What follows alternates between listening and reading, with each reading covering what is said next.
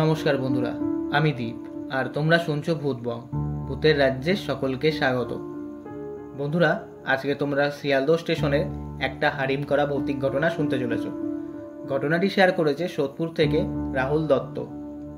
রাহুলের পাঠানো ঘটনাটি শোনার আগে বন্ধুরা, তোমরা যারা এখনও পর্যন্ত ভূতবং চ্যানেলটিকে সাবস্ক্রাইব করোনি তারা এবার সাবস্ক্রাইব করেই দাও, আর পাশে থাকা বেল আইকনটিও ক্লিক করে রেখো, যাতে ভূতবংয়ের ঘটনা আসা মাত্রই তোমাদের কাছে নোটিফিকেশন পৌঁছে যায়। আর যারা ফেসবুক থেকে দেখছো তারা ফলো করে দিও। তাহলে বন্ধুরা, আর কথা বাড়াচ্ছি না, কানে হেডফোন গুঁজে নাও, চলো আজকের ঘটনাটি শোনা যাক। হ্যালো দীপদা, আমি রাহুল দত্ত সোদপুর থেকে বলছি। আমি আজ ভূতবংয়ে একটা ভৌতিক ঘটনা শেয়ার করলাম, যেটা আমার নিজের সাথেই ঘটেছিল শিয়ালদহ স্টেশনে। ঘটনাটি গত বছরের। মাসির মেয়ের বিয়ে ছিল, ওদের বাড়ি বালিগঞ্জে।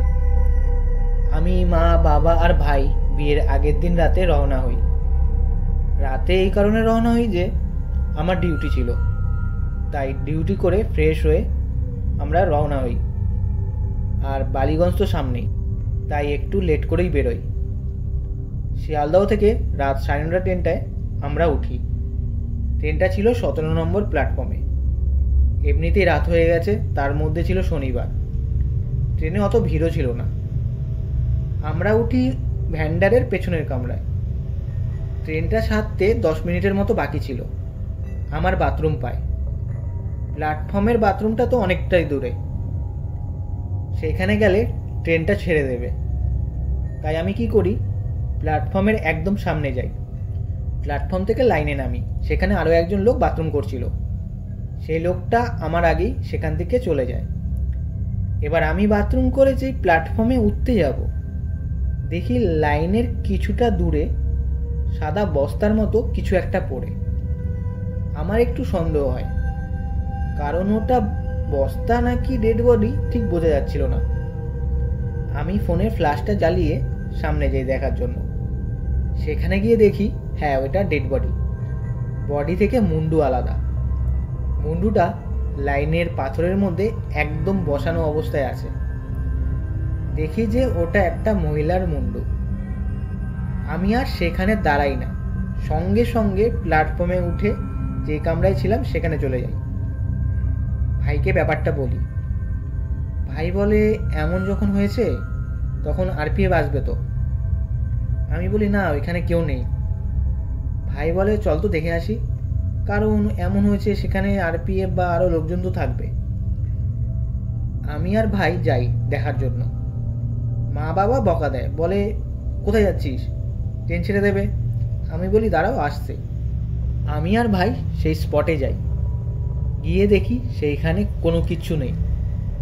ভাই বলে, কিরে, ডেড বডি কোথায়, তুই ঠিকঠাক দেখেছিলিস তো? আমি বলি, আরে হ্যাঁ, আমি ফ্ল্যাশ ধরিয়ে দেখলাম, আবার ওইটা মহিলার মুন্ডু সেটাও দেখলাম, কোনোভাবেই আমার চোখের ভুল হতে পারবে না। ভাই বলে, ছাড়, বাদ দে, ট্রেন ছেড়ে দেবে, তাড়াতাড়ি চ। ট্রেনে হর্ন দেয়। আমরা দুজন তাড়াতাড়ি ট্রেনে উঠতে যাই।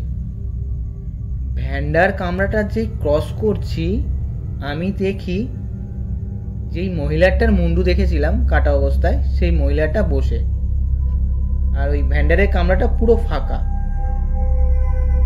মহিলাটা এক দৃষ্টিতে তাকিয়ে। ভাইকে বলি, ওই দেখ ভাই, ভ্যান্ডারে। ভাইও তাকায়।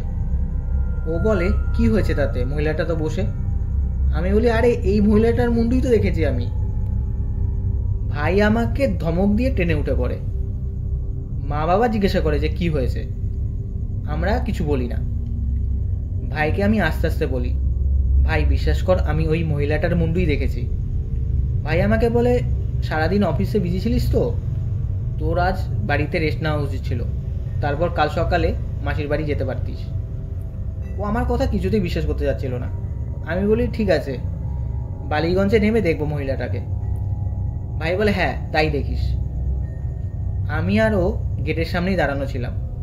ট্রেনটা পার্ক সার্কাস স্টেশনে আসে, কিন্তু ওই ভ্যান্ডারে কেউ ওঠে না, আর এমনকি ওই মহিলাটাও নামে না। ভাই খালি আমার দিকে তাকাচ্ছে আর হাসছে আর বলছে পাগল। তো আমি ওর এইসব কথা কেয়ার করি না। বালিগঞ্জ আসে, ট্রেন থেকে নামি। ভ্যান্ডারের সামনে দিয়ে যে যাচ্ছি, দেখি ভ্যান্ডারের মধ্যে কেউ নেই, ফাঁকা পুরো। ভাই নিজেও অবাক হয়ে যায়। আমি তখন বলি, কিরে এবার বিশ্বাস করলি তো? আমাদের দুজনের মুখ পুরো শুকিয়ে গেছিল। ভাই নিজেও বুঝতে পারে যে ওটা স্বাভাবিক কিছু ছিল না। যাই হোক, আমরা 4 জন প্ল্যাটফর্মে দাঁড়াই।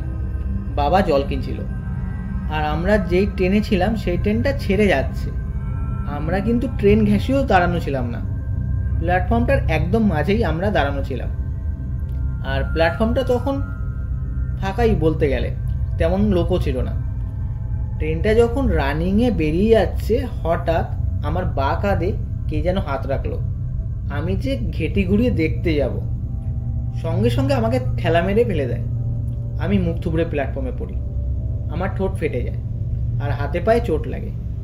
এবার ভাই আমাকে ধরে তোলে, এবার সবাই ধরাধরি করে আমাকে ওই দোকানদারদের চেয়ারে বসায়। এবার সবাই জিজ্ঞাসা করে যে মাথা ঘোরাচ্ছে নাকি।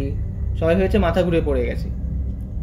তখন আমি বলি, না আমার কোনো প্রবলেম হয়নি, আমার মনে হলো কেউ যেন আমাকে ঠেলে ফেলে দিয়েছে। ভাই আমাকে বলে, কি বলিস তুই? তোর আশেপাশে পেছনে কেউ ছিল না। দোকানদারও সেম কথা বলে, দাদা আপনার তো আগে পিছে বা পেছনে কেউই ছিল না। তখন আর কাউকে কিছু আমি বলি না, চুপ করে যাই। আমাকে সেখানে বসিয়ে বরফ জল দেওয়া হয় হাতে পায়ে। কিছুক্ষণ থাকার পর আমরা মাসির বাড়ির উদ্দেশ্যে রওনা হই। মাসির বাড়ি পৌঁছাই। তো আমার সাথে যা যা ঘটেছে তখন আমি কাউকে কিছু বলি না, এমনকি ভাইকে বলারও চান্স পাচ্ছি না যে প্ল্যাটফর্মে এরকম কেউ হাত দিয়েছে, ঠেলা দিয়ে ফেলেছে এরকম। তারপর আমি রাতে ভাইকে ছাদে নিয়ে যাই। ছাদে প্যান্ডেল করা ছিল, আর কেউ ছিল না সেখানে। তখন ভাইকে বলি, ভাই জানিস তো আমার কাঁধে কে যেন হাত দিয়েছিল, আমি যে ঘুরে দেখতে যাব তখনই আমাকে ঠেলা মেরে ফেলে দেয়।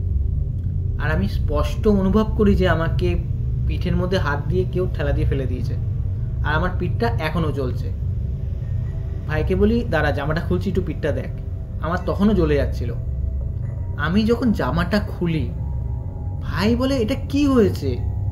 পুরো পাঞ্জা, হাতের পাঞ্জার পুরো দাগ, স্পট পড়ে গেছে লাল, মানে পিঠে মারলে যেমন দাগ হয়ে যায় ওরকম। আমি তখন বলি, দেখলি এবার বুঝলি তো কি হয়েছে? ভাই বলে, হ্যাঁ বুঝতে পারলাম। আর ভাই বলে যে যখন ভ্যান্ডারে মহিলাটাকে দেখলাম না, তখন আমিও বুঝে গেছি যে ওইটা স্বাভাবিক কিছু না। তো এই ছিল ঘটনা। এই ঘটনার জন্য আমি নিজেই দায়ী ছিলাম, কারণ আমার সেখানে একা বাথরুম করতে যাওয়া উচিত হয়নি, ভাইকে নিয়ে যেতে পারতাম। আর ওই জিনিসটা আমাকে সেখান থেকে পিছু নিয়েছিল। বড় কোনো ক্ষতি করতে পারিনি, শেষমেশ আমাকে ঠেলা মেরে ফেলে চলে যায়। দীপদা, এই ছিল ঘটনা। ঘটনাটি যদি তুমি ভূতবঙ্গে পড়ে শোনাও তাহলে খুব খুশি হব। তাহলে বন্ধুরা, আজকের এই ঘটনাটা কেমন লাগলো কমেন্ট করে জানিও, আর লাইক করে দিও। আর বন্ধুরা, তোমরা যদি ভূতবঙ্গে ঘটনা পাঠাতে চাও তাহলে আমাদের ভূতবঙ্গের ইমেল আইডি bhutbongofficial@gmail.com পাঠিয়ে দিও।